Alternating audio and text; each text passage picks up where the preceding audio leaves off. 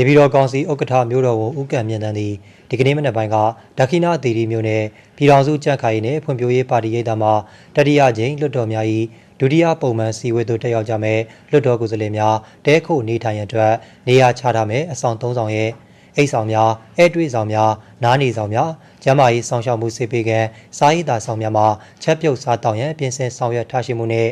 ရေလျက်စစ်မီရရှိမှုအခြေအနေများကိုကြည့်ရှုစစ်ဆေးပါသည်ကြည့်ရှုစစ်ဆေးစဉ်မြို့တော်ဝန်ကအိတ်ဆောင်များတွင်အမိုက်ပုံးများထားရှိပေးရန်အမိုက်သိမ်းစနစ်အားစနစ်တကျဆောင်ရွက်ရန်အဆောင်ဘေးပတ်ဝန်းကျင်တန့်ရှင်းသာယာလှပရေးအတွက်ခြုံနယ်များရှင်းလင်းခြင်းလုပ်ငန်းဆောင်ရွက်ရန်